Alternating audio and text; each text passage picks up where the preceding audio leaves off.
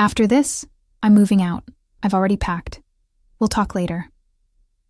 The words hit me like ice water during what should have been the most beautiful moment of our daughter's wedding ceremony.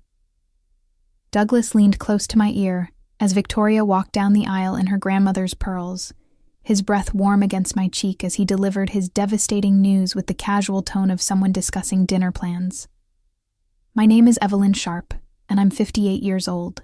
For 30 years, I've been the devoted wife of Douglas Sharp, managing our home in Charleston, South Carolina, while he built his reputation as a successful commercial real estate developer. Today was supposed to be the culmination of everything we'd worked toward together, watching our only daughter marry the love of her life in the garden behind our antebellum home. Surrounded by 300 guests who'd come to celebrate this milestone with our family, I kept my face serene, my hands steady as they held my small bouquet of white roses. "Of course, dear," I whispered back, my voice carrying none of the shock that was racing through my veins. Douglas straightened his tie and turned his attention back to the ceremony, apparently satisfied that he'd delivered his bombshell without causing a scene. 3 rows behind us, I could see her. Leah Morrison, his 28-year-old secretary, sitting primly in a navy dress that I now realized was far too expensive for someone earning her salary. She'd been with Bright Hollow Development for 2 years, and I'd always thought her professional and pleasant during the few times we'd met at company events. How naive I'd been. As Victoria and Thomas exchanged vows under the magnolia trees, speaking words about commitment and faithfulness that now felt like mockery, I maintained my composure. The photographer captured moment after moment, Douglas and me standing together, smiling proudly as our daughter promised to love and honor her new husband.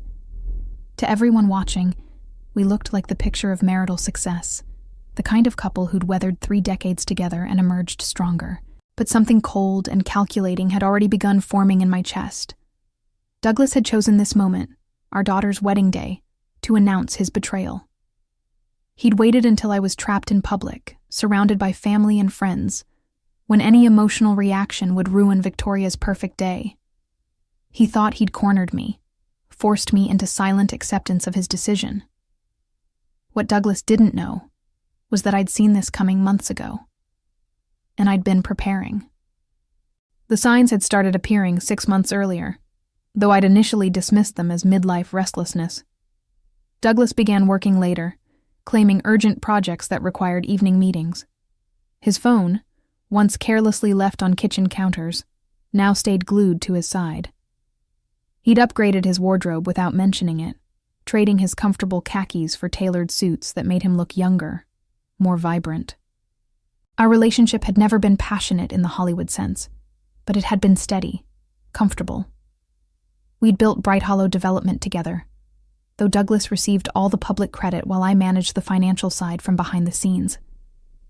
I'd sacrificed my own career aspirations as a certified public accountant to support his dreams, handling our investments, estate planning, and tax strategies while he charmed clients and closed deals.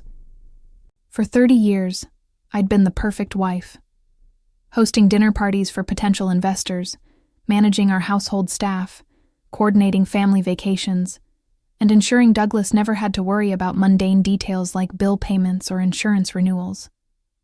I'd raised Victoria while he traveled, celebrated his successes while downplaying my own contributions, and maintained our social calendar with military precision. But something had shifted after Victoria's engagement announcement last year.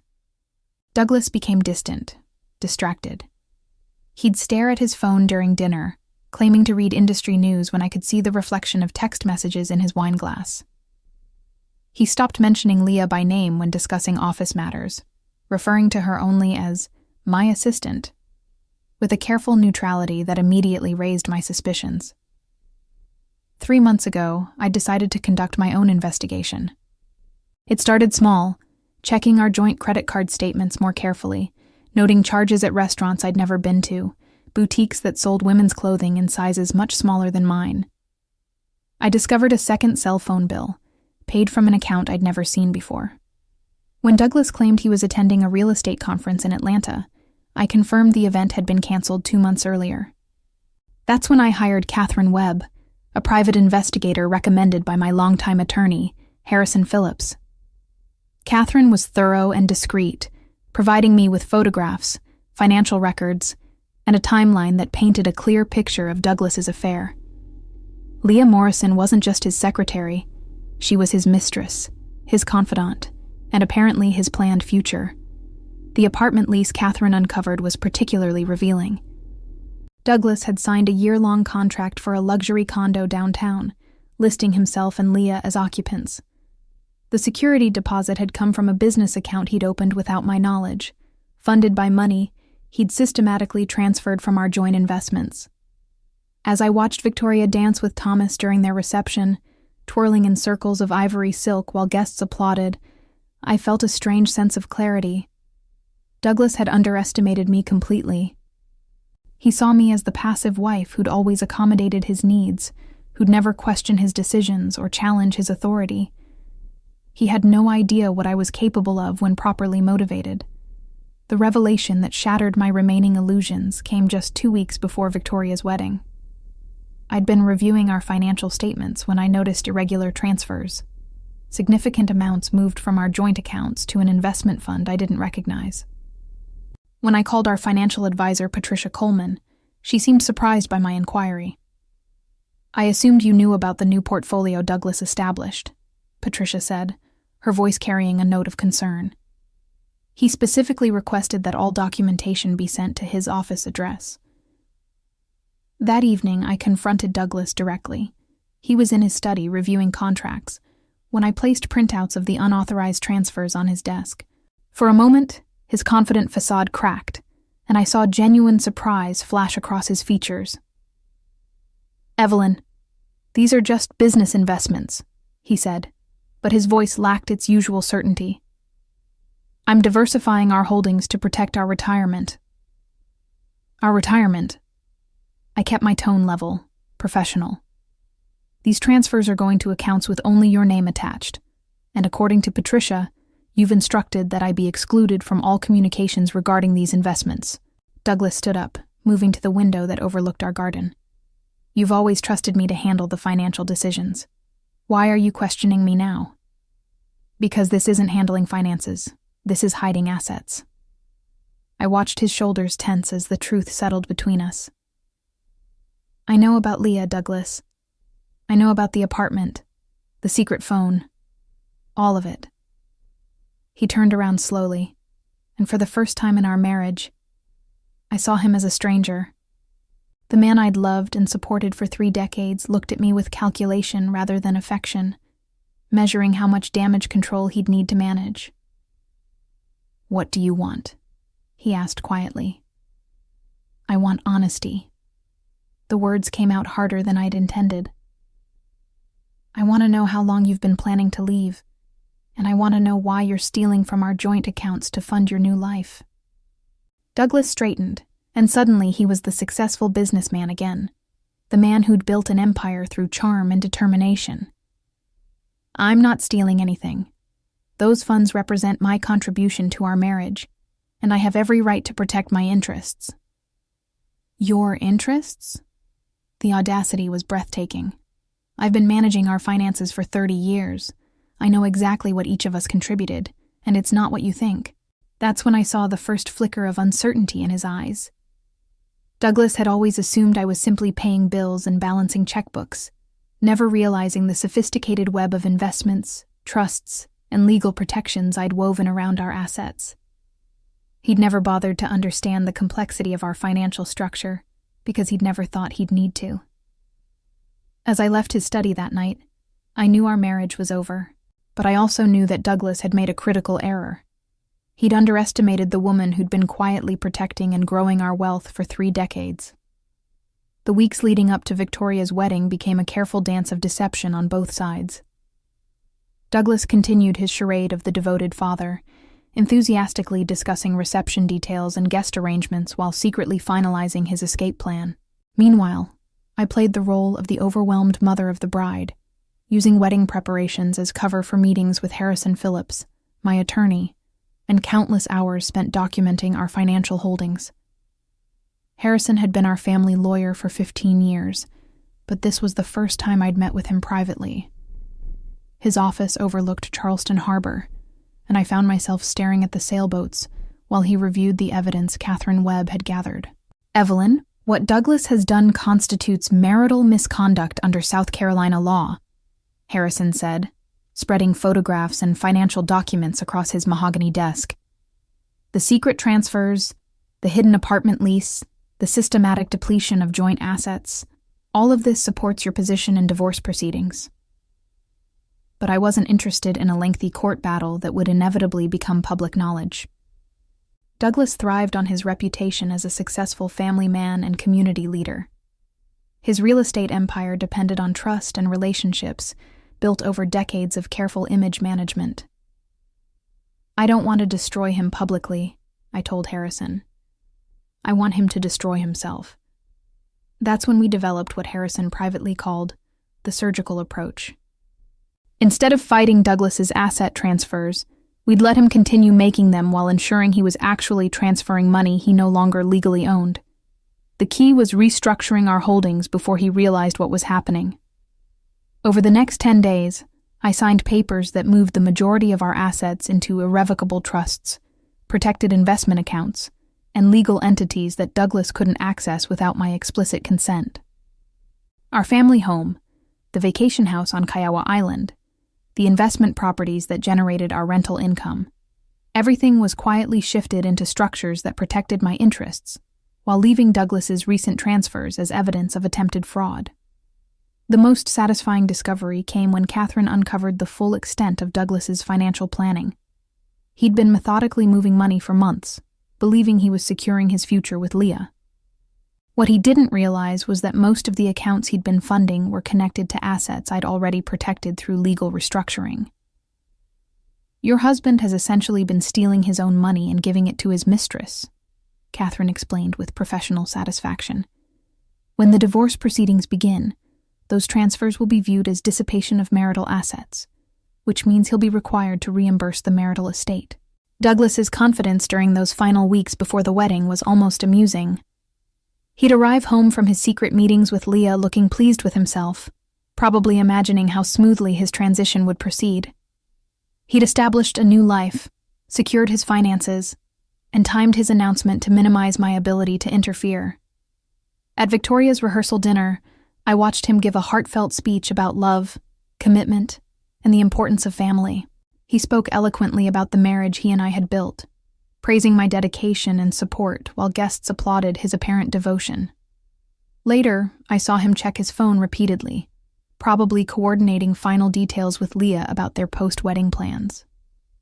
The irony was exquisite. Douglas was celebrating his own destruction while believing he was orchestrating his liberation. 2 days before the wedding, I made my final preparation. In a safety deposit box downtown, I placed copies of all financial documents, evidence of Douglas's affair, and a detailed timeline of his asset transfers. I also deposited the divorce papers Harrison had prepared, along with a comprehensive asset list that would shock Douglas when he finally understood the scope of his miscalculation. On the morning of Victoria's wedding, I woke up before dawn and reviewed everything one final time. In a few hours, Douglas would deliver his carefully planned announcement, believing he held all the cards.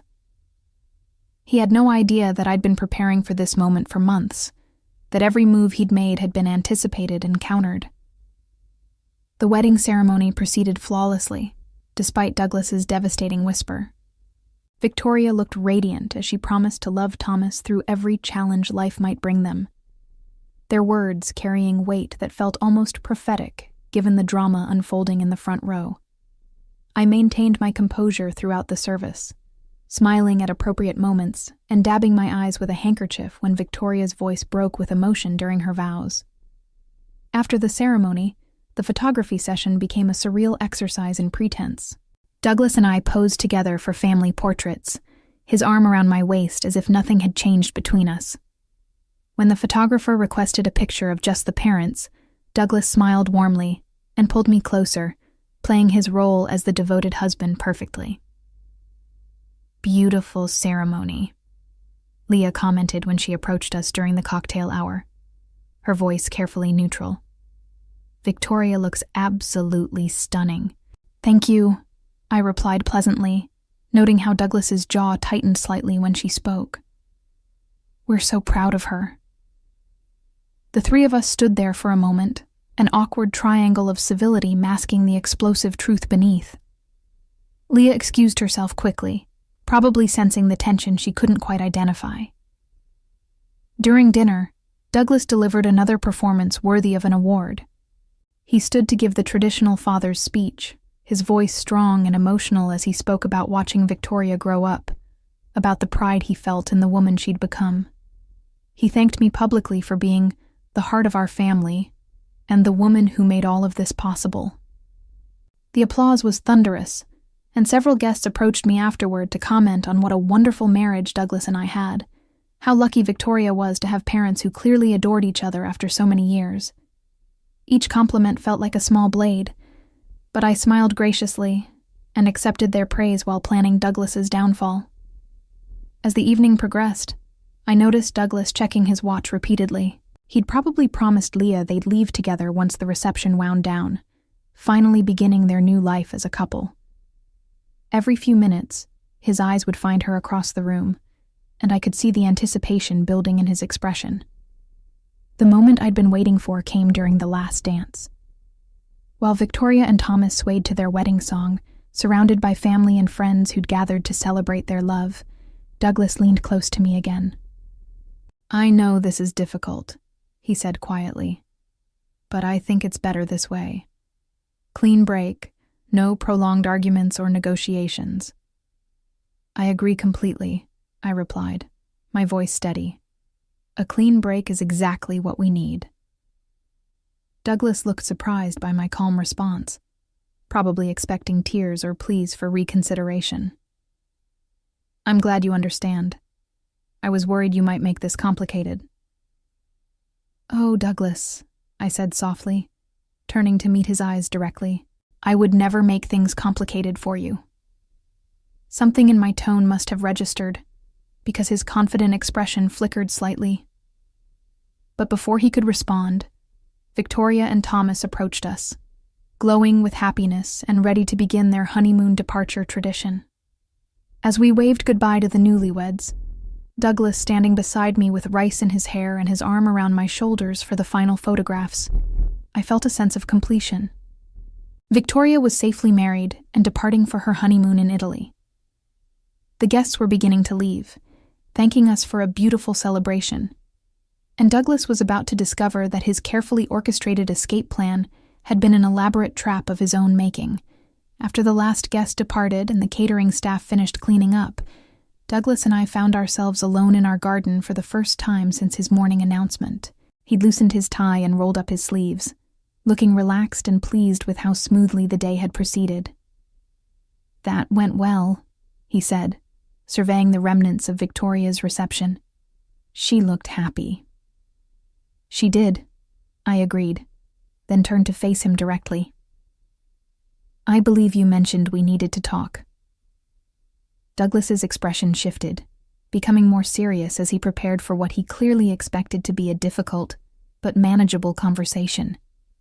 Evelyn, I know this comes as a shock, but I think if we handle this maturely, we can minimize the disruption for everyone involved. I appreciate your concern for minimizing disruption, I said, reaching into my small evening purse to retrieve a manila envelope I'd carried throughout the entire wedding. I've prepared something that should help with that. Douglas looked puzzled as I handed him the envelope. What's this?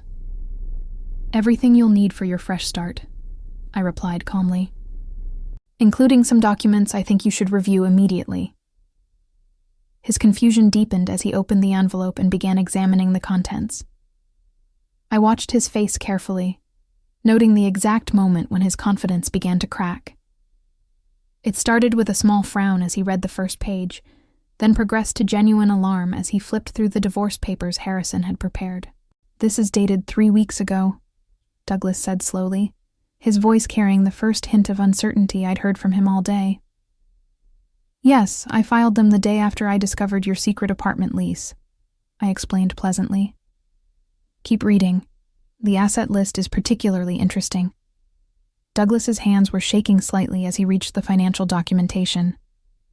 I'd included copies of every transfer he'd made, every hidden account he'd opened, and every penny he'd moved to fund his new life with Leah. But more importantly, I'd included the legal documents showing how those assets had been restructured months before his transfers began. "You can't do this," he said finally, his voice barely above a whisper. "These accounts, these investments, I established them. The money came from our joint holdings." "Actually, Douglas, if you look more carefully at the dates, you'll see that I restructured our holdings well before you began your unauthorized transfers." I kept my tone conversational, as if we were discussing gardening rather than his financial ruin. "What you've been moving for the past 6 months is money you no longer had legal access to." The color was draining from his face as the implications sank in. The house, the business accounts, the investment properties, all protected through irrevocable trusts and legal entities that require my consent for any transactions. I watched him flip frantically through the papers, searching for some loophole or error he could exploit. "Your transfers to Leah's accounts constitute fraud under South Carolina law. Harrison has already filed the appropriate paperwork with the district attorney's office." Douglas looked up at me with an expression I'd never seen before. Genuine fear mixed with dawning comprehension of how completely he'd been outmaneuvered. "How long have you known?" "Long enough to protect myself properly," I replied. "Long enough to ensure that your betrayal couldn't destroy what I've spent 30 years building." For a moment, we stood in silence among the scattered rose petals and empty champagne glasses, the ruins of Victoria's perfect wedding, serving as backdrop to the end of our marriage. Douglas's panic was immediate and complete. He stood among the remnants of our daughter's wedding reception, clutching the divorce papers while his entire world crumbled around him. The confident man who'd whispered his escape plan during Victoria's ceremony had been replaced by someone desperate and cornered. "Evelyn, please," he said, his voice cracking. "We can work this out. I'll call off the apartment. I'll end things with Leah. We don't have to destroy everything we've built." I looked at him with genuine pity. Even now, facing the complete collapse of his plans, Douglas still didn't understand the magnitude of his miscalculation. He thought this was about jealousy or wounded pride, something that could be smoothed over with apologies and promises. "Douglas, you chose to end our marriage the moment you whispered your announcement during our daughter's wedding ceremony," I said quietly. "You chose to steal from our joint accounts to fund your affair. You chose to hide assets and plan your future without any consideration for the woman who spent 30 years supporting your dreams." His hands trembled as he flipped through the financial documents again, probably hoping he'd misunderstood something crucial. "The business, our reputation. If this becomes public, it'll destroy everything." "It doesn't have to become public," I replied. "If you sign the divorce agreement and cooperate with the asset recovery process, we can handle this discreetly. But if you choose to fight these proceedings, every detail of your affair and financial misconduct will become part of the public record." Douglas's face went pale as the full scope of his predicament became clear. He'd planned his escape so carefully, but he'd never anticipated that his quiet, supportive wife might be planning her own counter-strategy. The woman he'd taken for granted for 3 decades had systematically dismantled his future while smiling graciously at wedding guests. "How did you know?" he asked desperately. "I've always known who you really are, Douglas," I said with finality. "The question is whether you're going to accept responsibility for your choices or make this even uglier than it needs to be." The aftermath unfolded exactly as Harrison had predicted. By Monday morning, Douglas discovered that his access to every significant account had been terminated. The business credit cards he'd used for his secret transactions were canceled, the investment portfolios he'd counted on were legally protected, and the apartment he'd leased for himself and Leah was being investigated for fraudulent funding sources. Leah Morrison submitted her resignation from Bright Hollow Development that same week, probably realizing that her association with Douglas had become a professional liability. The private investigator Catherine had documented their relationship thoroughly, creating a trail of evidence that would make any future employment in Charleston's tight-knit business community extremely difficult. Douglas attempted to salvage his situation by contacting our mutual friends and business associates, hoping to garner sympathy for his position.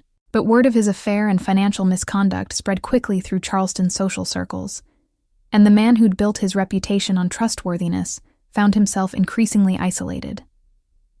The fraud investigation Harrison had initiated proceeded methodically. Douglas's unauthorized transfers were easily documented, and his attempts to hide assets actually strengthened the case against him.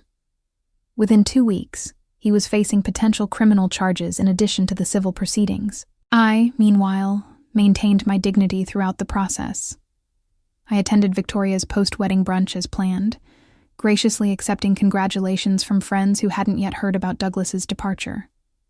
When asked about his absence, I simply explained that he was dealing with urgent business matters. The irony wasn't lost on me. After 30 years of supporting Douglas's career and reputation, I was now the one protecting the family name while he destroyed everything he'd claimed to value. His carefully planned escape had become a public humiliation that would follow him for years. By the time Victoria returned from her honeymoon, Douglas had quietly settled the divorce agreement rather than face a public trial that would have exposed every detail of his betrayal. As I sit in my garden 6 months later, watching the magnolias bloom where Victoria danced on her wedding day, I realize that Douglas's betrayal was actually a gift. It freed me to discover my own strength and independence after decades of living in someone else's shadow. Sometimes the most devastating betrayals become the foundation for our greatest victories.